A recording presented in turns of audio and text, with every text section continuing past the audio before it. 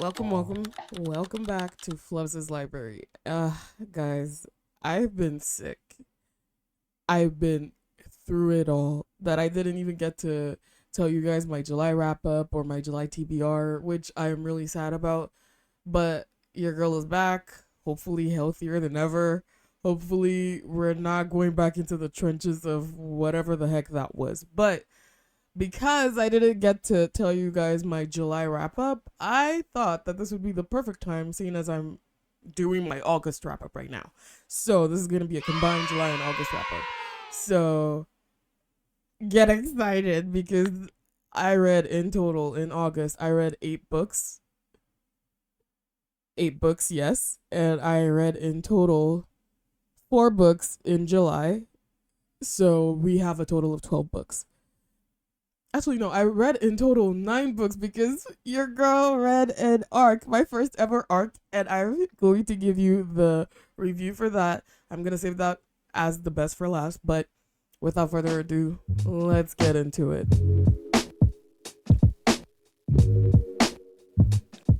Okay, starting us off, I read a telenovela, and I don't think, this was my first introduction to Ali Hazelwood.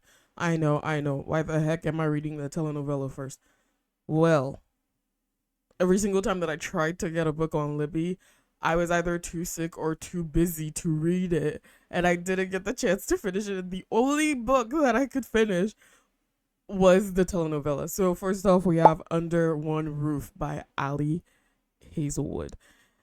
It was a 5-star for me until I realized that this was a telenovela, and people were like, girl, of course it's a 5-star. It's a telenovela. But either way, my rating still stands. I love the whole relationship between them. I love how cutesy tootsy it was. It was very straightforward, very, it was just a linear dynamic of not necessarily enemies to lovers, because the guy was just a shy guy. I forget his name. I'm so sorry, guys, but this has been a while. But either way, it wasn't necessarily like enemies to lovers. It was like a little bit of like shy boy to straightforward chick, a little bit of rivals because she's an environmental scientist and he works for this law firm that is representing people who are doing shitty things to the environment. And then he's like, well, I don't actually want to be doing that. And she's like, well, you go for your dreams and I'll go for mine. And it's all cutesy tootsy. And I love it. This has a spice level though. So if you're not a spicy girly, just be careful because she requested to be ravaged hard and fast. And he heard her on the phone with her friends. And he was like, isn't this what you want? Wasn't this what you want? And I was like, okay, dude, like, calm the heck down. It was a 5-star read for me. I loved it.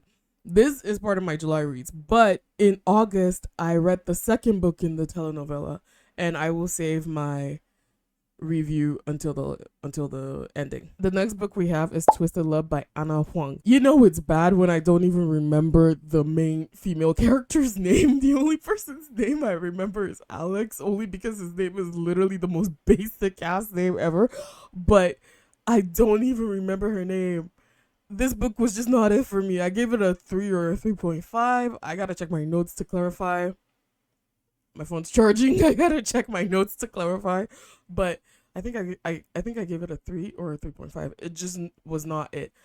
I got introduced to this book through Stephanie Sue. She did a breakdown of the book, and when Stephanie retells the stories, it's always so cool. It makes you want to go back and read it yourself, and then when you're reading it, you're like, oh my god, this is giving Wattpad. And I keep saying that, but I used to be a Wattpad writer, okay? You guys cannot search for my books. I'm not giving you permission to search for my books, but I used to be a Wattpad writer, so I feel like I can say this. But it's just crazy because the books typically give Wattpad writer when you go back and you read them and you're like, okay, but then why did Stephanie make it sound so freaking good? Because it's freaking Stephanie Sue, she's queen. At the end of the day, Twisted Love was not my thing, but I will try to finish the series only because I still have the entire series on my TBR list, and I'm trying so hard to make sure that I finish my TBR list before the ending of the year. But some books are just really like, the plot line, maybe I'm just too stupid to get it, but I didn't get it. I was like, what even is this? You target this family, then you find out that the person who killed your parents are not this family, but the father did do some wrongdoings. It just, I got lost and I almost DNF'd it, but I was like, you know what? No, I will finish this because a lot of people were hyping it up on TikTok, but not worth the hype in my opinion. I'm sorry. Next book on my list is Tangled Up in You by Christina Lauren. I will sing this book all the praises, all the freaking praises, because I know that this is book 4 in the series. I forget the name of the series, but it's basically retellings of famous Disney fairy tales. So the first one is If the Shoe Fits, which is basically Cinderella. There's the Mulan one. There's, I think, Beauty and the Beast one. So I don't remember what the third one is. But Tangled Up in You is the 4th one in the series. It was my favorite. I don't know, like the retelling in a modern setting. I've always loved books that reincorporate classic tales and tell them in like very, very excitingly new 21st century ways. Like it just, even on Wattpad, when I used to read a lot of books on Wattpad, I gravitated a lot towards books that had a lot of like retellings in them. And I love fairy tales. I love the Grimm brothers. I love all those kinds of fairy tales. So it was really, really interesting. Like Rapunzel is now Ren, and Flynn Zaddy is now Fitz, and the grumpy sunshine trope is still there.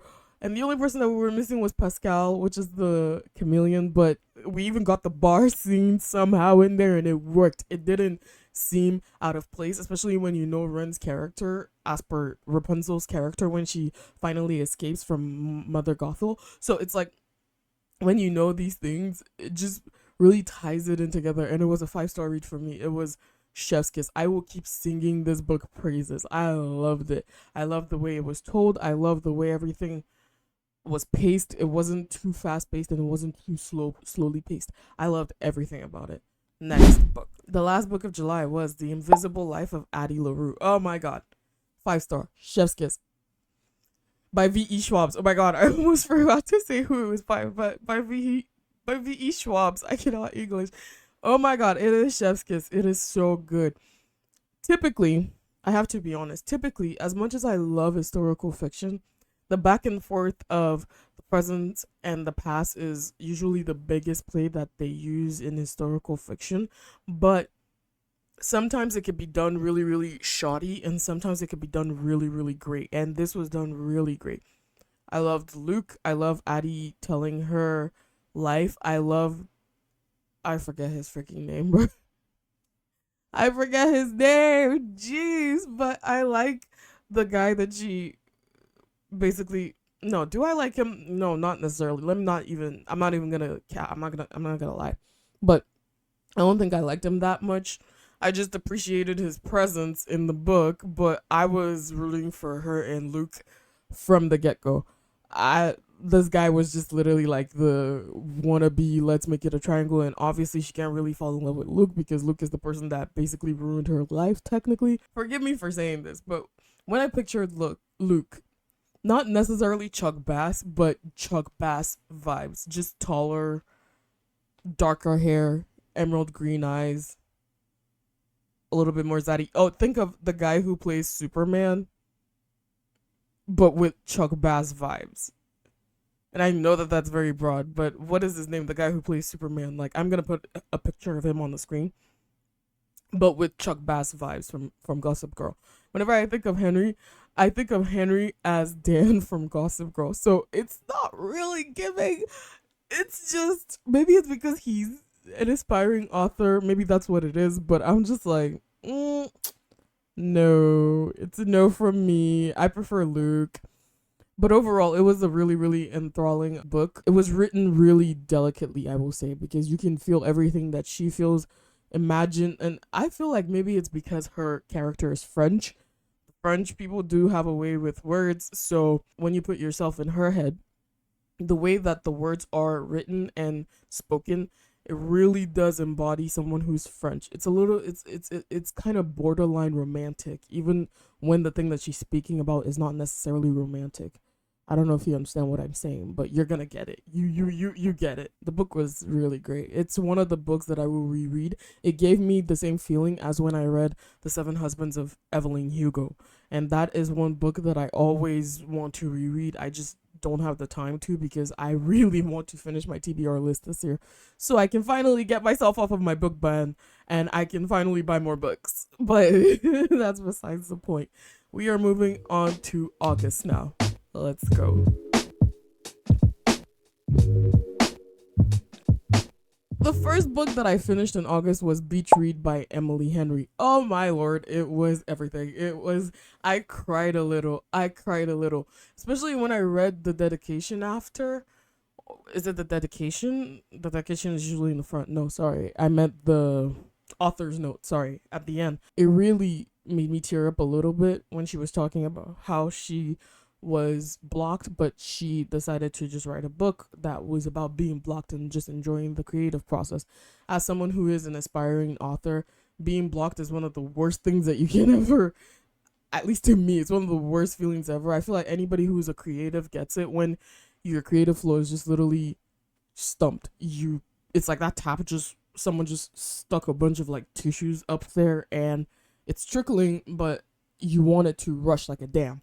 And sometimes you don't get that. It's really, really sad as creatives when you can't express yourself in the way that you know how. It's almost like your body or your mind or your creativity is betraying you. So I understand where she came from, and she was able to create such a beautiful piece of art at the end of the day. I know it might not be everybody's cup of tea, but I really enjoyed it. I really enjoyed the fact that there was a reconnection. It's a second chance kind of trope. I really love the connection between the two main characters, January and Gus. I like the fact. Okay. I'm sorry. My brain is going a mile a minute, but I love the fact that it started like a bet, and it's like, okay, you write my genre and I'll write your genre. But they ended up writing it in the way that they both knew how, in the sense of January's this always believing in love, almost happy-go-lucky kind of person when it comes to her writing, and then Gus is the skeptic.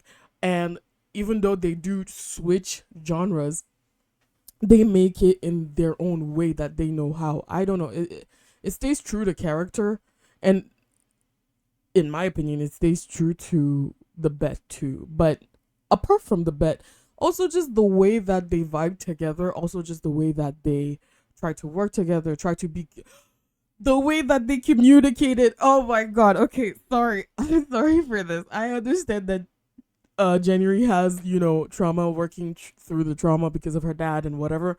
But miss me with the miscommunication trope. I am a Gemini. I keep saying this. I'm a Gemini. The miscommunication trope makes me want to throw myself over whatever bridge that I can find myself standing, dangling over. Throw me off. Drop me. I don't care, because I hate it with passion. It is one of the worst things you can do to me, because communication is key, guys. Just open your mouth. You're adults. Just open your mouth and say what it is that it's wrong. Open your mouth and say what it is that you want. Open your mouth and say what it is that you desire, require, whatever it is. And if that person cannot give it to you, out the door. Leave. Exit. You don't have to be with the person. And I know that this is based off of a book that I'm just going off like this, but seriously, guys, stop with the miscommunication. I don't like it. I hate it almost as much as third party influence breakup type BS. Like, can we drop those now, please? Please, can we drop those? I don't like it, because it's always those kinds of things. It's almost like a gray area of if the person was unhinged. So for example, if January was not an adult, and if she wasn't on an island or like a small like beach place, almost like Cousins from the summer that I turned pretty basically, almost like that. If she wasn't basically in this place, would she be self-destructive and go out and binge and go sleep with somebody else, and then he finds out? Would that have been what was gonna happen? Because if that had happened, it begs the question of, did you truly like this person, or were you just truly hurt that you tried to do something self-destructive? Because I'm sorry if you cannot follow my train of thought right now, but I'm really thinking deep into this. But it's a thing of when people play the I misunderstood what you said, I didn't ask the right questions, miscommunication. When people play that card, it's like how easy for you to try to replace the person that you say you love. And I know some people are like, the best way to get over someone is to get under someone, but that doesn't fly with me. If you are confessing your love and professing your love to someone and saying, oh, I love this person with my whole heart, this is the person I want a family with, and whatever, you should be able to open your freaking mouth and say, hey, what is this situation about? And I know we all get caught up in our emotions sometimes, but girl, it's just not it. Like, if you're gonna get caught up in your emotion, then you're not clearly ready to be in a relationship with another person, because the person does not know what you're thinking. The person does not know what you're feeling until you let them know. They can only assume based off of what they're feeling and what they're thinking. So her kind of like running away a little bit because she saw the ex-wife and just assumed stuff, even though she was a little bit right with her assumption on the ex-wife's part. It just goes to show either you don't have a lot of confidence in yourself or you don't have a lot of confidence in the person that you're with. I don't know. That was the only part that really irked me, and I just went on a whole tangent about it, but I've been waiting to talk about this for a while. So that was a little bit of the only part that irked me. Apart from that, the entire book played out pretty good. It wasn't anything that I was expecting, and because of that, and because it is the first book this year to make me shed a tear. Okay, no, scratch that. Okay, no. Okay, no, scratch that. Iron Flame when Liam died. But it is the first book apart from that. So the second book this year to make me shed a tear, and because of that, I gave it a 5-star. I don't normally cry at romance novels, but Miss Emily Henry, you made a grown woman cry, so applause to you for that.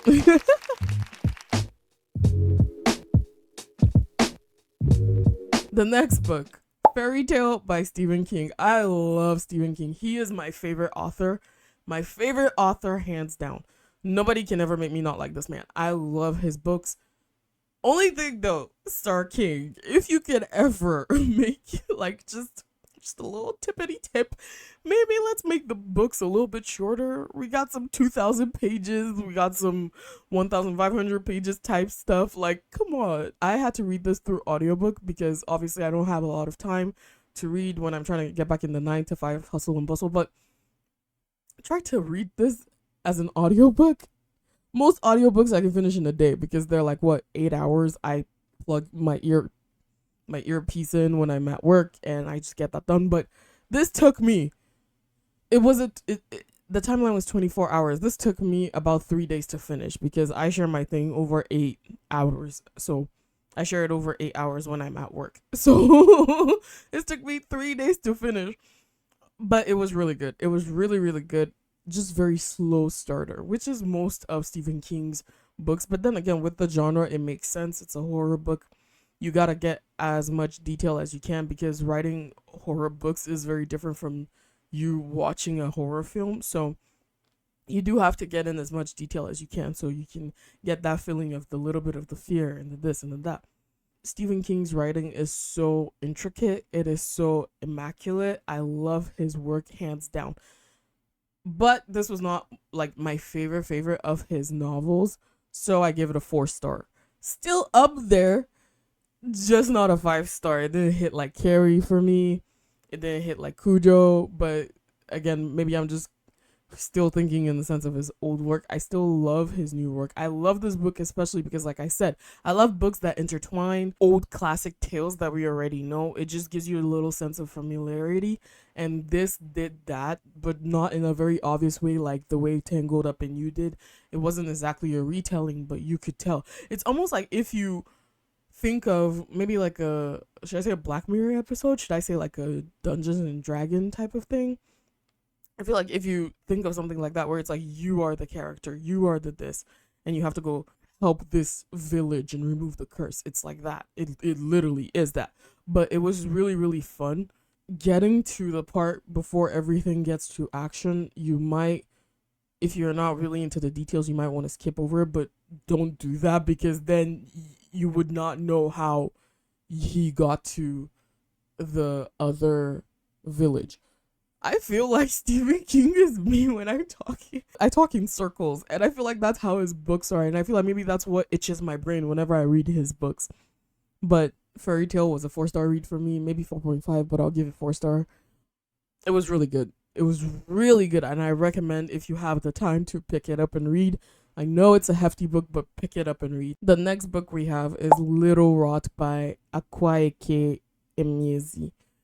This is a Nigerian author. I'm Nigerian. I am really proud of Nigerian authors. I'm trying to get more and more into them. I'm trying to get into more people that is just not only like Chimamanda, like she's the most famous author in my opinion in Nigeria, but I'm trying to get more and more into different authors. This was my introduction to Akwaeke. I'm sorry, I can't really say your name properly. I'm sorry. But this was my introduction to them, and two things. I did not like the book. I gave it a 3.5. I was not a huge fan of the book because there was almost no plot. Everything takes place in a span of three days or 2 days. I think it was the weekend, or 3 days if you count Friday night leading up to Sunday. So everything takes place in the span of 3 days, 2 days.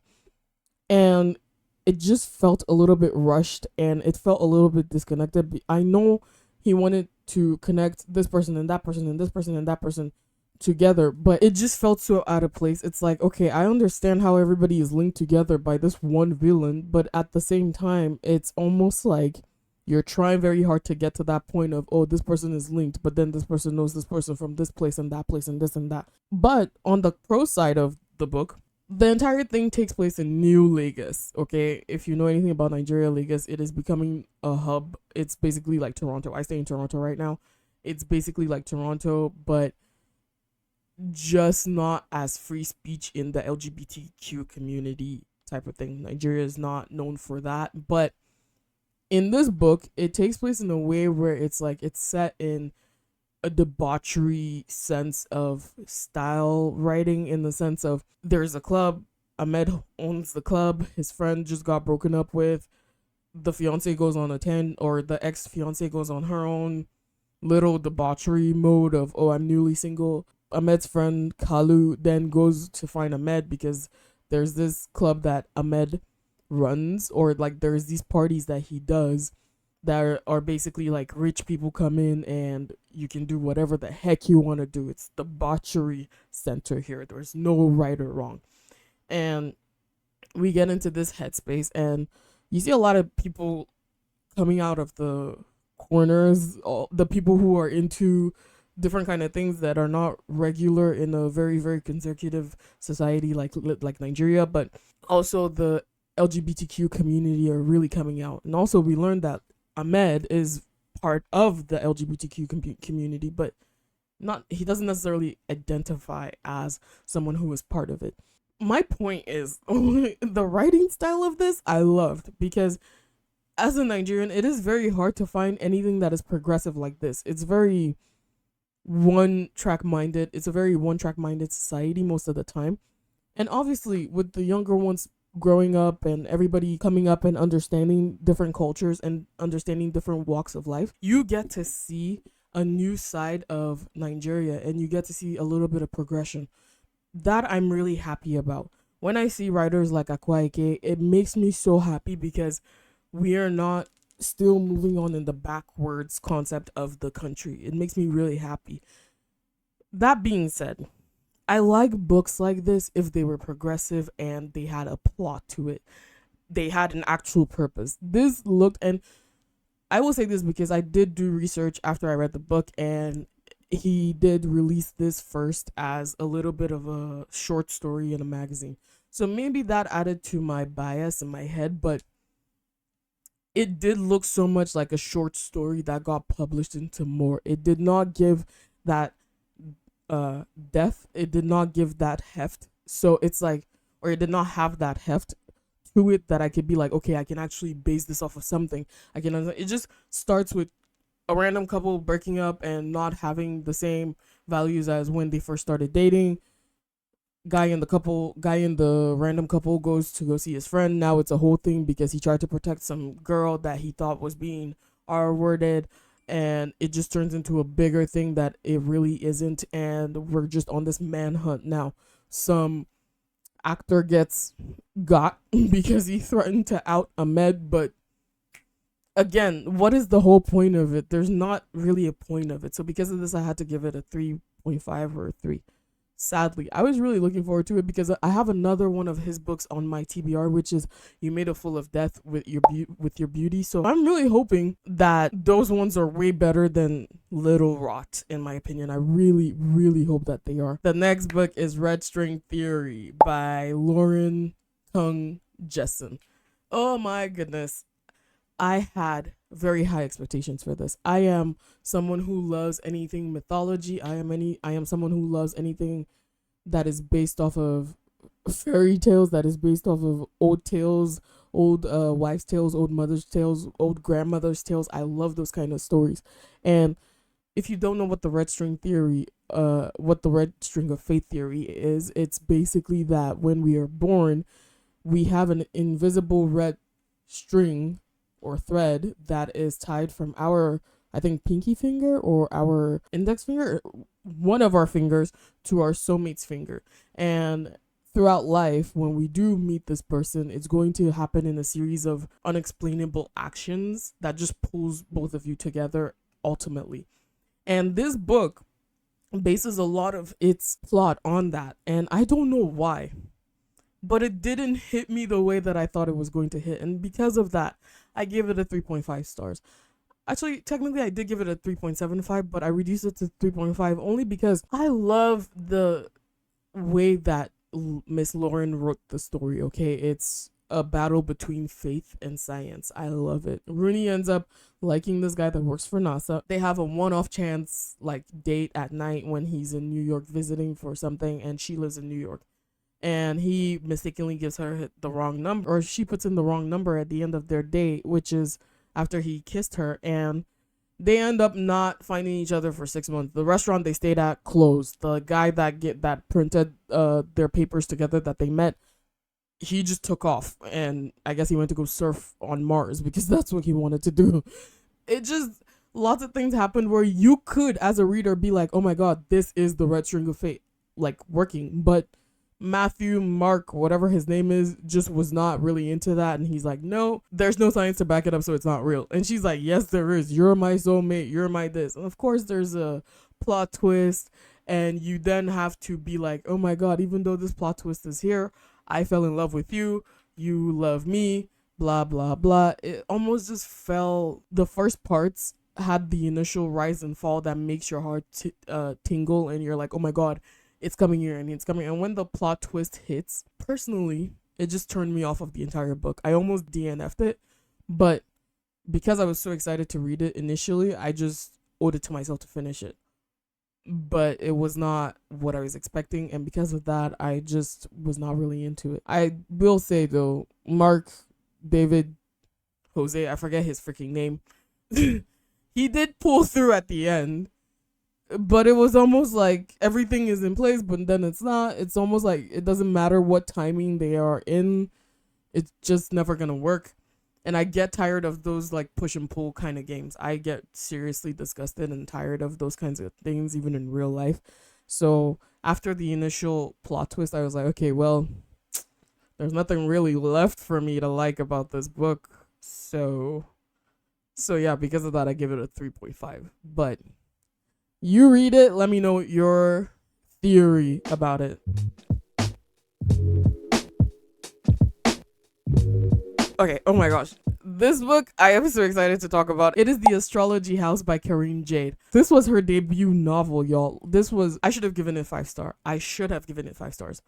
I ended up giving it 4 stars or 4.5 because as good as it is, there's just always space for something better. And I'm trying not to just be giving out 5 stars willy-nilly.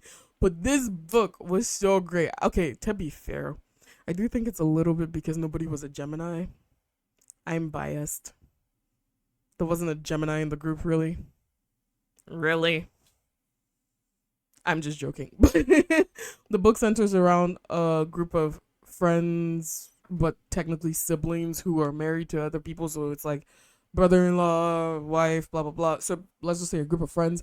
They go to this place called the Astrology House, which is hosted by an astrologer who in her mind knows the time and day that she's going to die, and this is the last group that she's going to host. People come to her for whatever it is that they're looking for, that they want to know. She does compatibility readings, she does individual readings, and every single person has their own secrets that they're trying to hide.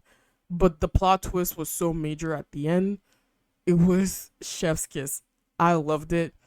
But what I did not like was just the skipping of accountability by a lot of people. Like, nobody got repercussions except the last guy. And it kind of was like, after the plot twist happened and this guy was the target, then it was just like, fuck everybody else's drama that they had. Fuck everything that all these other people had done. They're not as bad because this guy is worse. That's basically what it's given. And I didn't like that. That was actually why I downvoted it to like a 4.5 to a 4. But all in all, this was an incredible debut novel. It was so good. I really hope that you guys pick it up.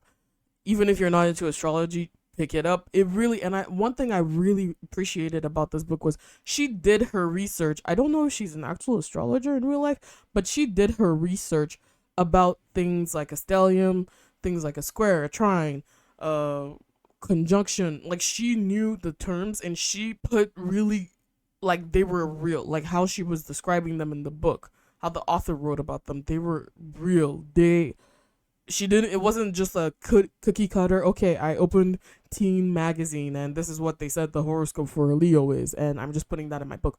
She actually did the research. She did the work, which is, it's massive. It's almost underrated that somebody would go through that kind of stress and research to make sure that the book actually checks out, to make sure that when other astrologers are talking about it, they're not like, this person's just giving us water.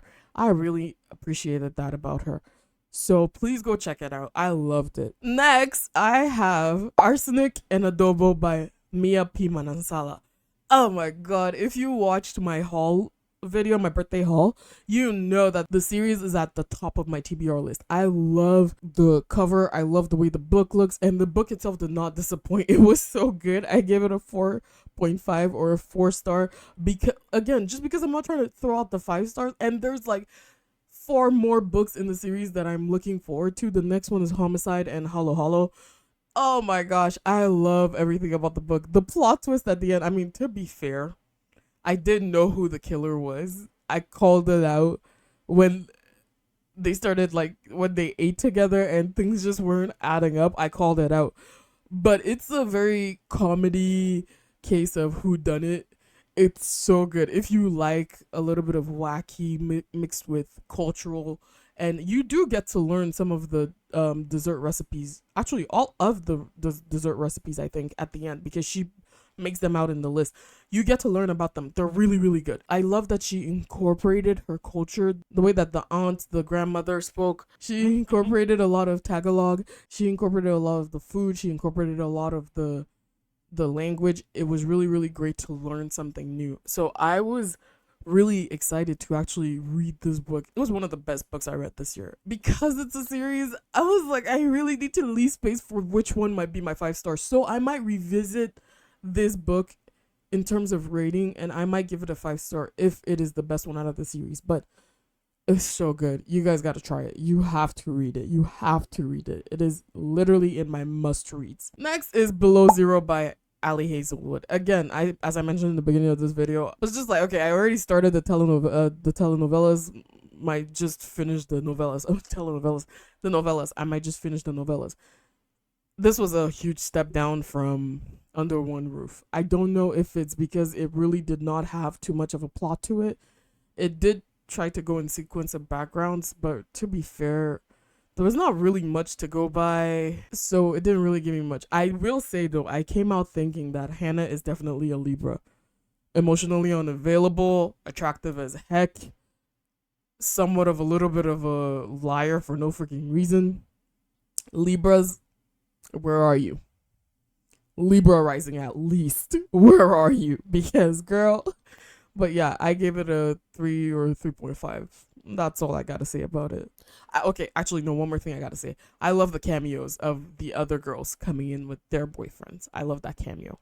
That's about it. That's all I'm gonna say about it. Next, I read Love Letters to a Serial Killer by Tasha Coryell. Coryell. We really could have done without this book. I don't think this world needed this book. I'm sorry if that is too harsh to say, but it just was not it. The narrator of the book, like the main character, she is very whiny. She is very, oh, woe is me, victim mentality, and I really don't like that in women.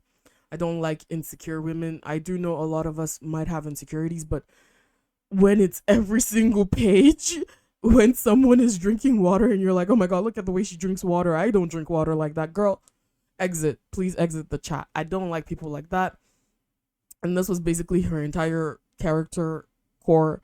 And when she finds out that the serial killer did not do what he was accused of, she then falls for his brother, and she's just like, oh, you know what? I actually have a kink of wanting to be killed or at least being in danger. Again, I'm not a kink shamer, but what was the purpose of the entire book is what I don't know. What was the purpose of it? Because nothing was learned. It wasn't interesting. It wasn't some kind of, oh my god, huge reveal. It really wasn't. It was so straightforward and so like, okay. It started off one way and then ended very off. I don't know.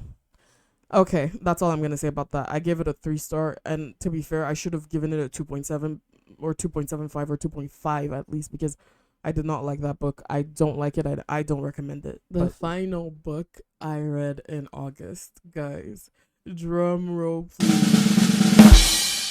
The Second Greatest Inevitability by Michael Gryboski. I really hope that I'm saying your last name right, Michael. I'm really excited about this book because it is the first ever arc that I got to read. Unfortunately, though, I did read it a little bit later than most people will because, like I said, I was really sick in July, but Michael had reached out to me on my email and he had sent me his book, and I was like so freaking honored. I still am honored now. Like, his book was mind-blowingly just so good, twist after twist after twist. You have no idea what is going to happen. The main character, David, he hosts this kind of like fancy party for rich people or his rich friends in the society, and basically somebody from his past comes and a lot of shit just goes down, guys. Like, a lot of shit goes down. His writing, Michael's writing, really reminds me of how Stephen King writes. That's a huge comparison. I know that that's a huge comparison, especially because Stephen King is my favorite author, but his writing style reminds me so much of it. So because I'm acclimated to Stephen King's writing, I could get on board with how like heavy his wordings and his like set, like the way he sets the tone of the book was. I will say, honestly, I don't think that the book is for everybody, only because it has a lot of political underlinings to it. Actually, overlinings. It's not even underlinings. It is heavily political. It is set during a time after 9/11, so it focuses a lot on politics and terrorism, and it also focuses a lot on existential questions about the inevitable things that happen to us in life, example, death. There are really, really interesting characters in this. Like, for example, David, the main character, you think you know him. He presents himself as one thing. He's a charmer, he is a socialite, you know, and we're here like, oh my god, this guy's got good taste. Like, his ass is a real Libra, or at least a Taurus rising. But he presents himself in one kind of way, in one way, and you don't know that this guy's got some shit going on in there, like in the brain. So when stuff starts hitting the fan, it's not even, okay, how can I say this? Okay, if you've ever watched Knives Out, the series about people trying to solve a murder case, the dramatics of that, the way it was so dramatic, it's not even as dramatic as that. Shit doesn't hit the fan that dramatically. It goes so subtly. It's almost like poison just seeping into your body that you don't even know that it's seeping into your body. The book is very, very intellectual. It is very, very, very philosophical. I had a great time reading it. I really did. but I give it a 4 stars, and that is a really high ranking in my opinion. The book is really freaking good, guys. You need to check it out wherever you get books. It's on Amazon. It's on his website, Michael. I think I will put the website somewhere on the screen or in the description below, but you really need to check it out. Try to get your hands on a copy because it's not a very long novel. It's about 262 pages or 292 pages, if I'm not wrong. So it's pretty short. Technically, you can finish it in a day, but why want to rush through that? Even the way that it's written, it's very slow burn. You wouldn't really want to rush through it. It is one of those kinds of books that when you read it, you're like, I gotta be an intellectual to understand this. But let's be real, we're all intellectuals. But it is a really great book. I have nothing but high praises to give it. I love the book. This is a book that I would be recommending to my brother because my brother loves these kinds of genres. He loves nonfiction and he loves genres like politics and more more philosophical books that make you really think. He loves those kinds of books. So I will be recommending this to my brother. I would be recommending this to my other friend at work, my coworker at work, because he also likes books like this. I really hope that you guys take the time to actually go give it a read. I don't know if it's available on audiobook, but you can go try that too. And thank you so much, Michael, for sending me your book. I'm really sorry for the late ass review, but your book was amazing. 4 stars, top notch. The only reason why I did give it a 4-star review is because, like I said, it was very hefty with the way it was worded. It was very, very, it was almost giving like an English literature teacher making you write like 10,000 word essay, basically something like this. And so you have to use all these big grammar and huge words. They make you pull out the dictionary to check some meaning of the words, right? So because of this, I would really recommend this if you are a literature buff. Yes, that is it's definitely one of those great books for the literature buffs. I would really recommend this if you are the kind of person that's trying to expand your palette and not just only read romantasy and romance books. I would expand your palette with this book. It's really great. Anyway, guys, thank you so much for hanging out with me. Really, really hope that you had fun. I'm so sorry that I kept forgetting character names, and why was it mostly the male character names I was forgetting? Let's not talk about that, but I'm really sorry I kept forgetting the character names. Most of these books, like I said, this is my joint July and August wrap up, so I read some of these like a while ago, and like the fresh books that I'm reading now are what's at the top of my brain. So please cut your girl some slack. I'm still recovering from my infection, so maybe we got some like flu brain type of thing. But thank you so much for watching this video on YouTube. Thank you so much for listening to this audio on my podcast channels on Apple Podcast and Spotify. I really hope to see you again next week, and hopefully I could come back with some really, really exciting stuff. I have so many good books that I want to review for you guys, like an in-depth review. Let me know which of these books that I've mentioned that you would like an in-depth review. Yeah, I hope you have a really great week ahead or weekend ahead, whatever timeline that you are. Thank you so much for hanging out with me. Once again, my name is Danny, and I will see you again next week.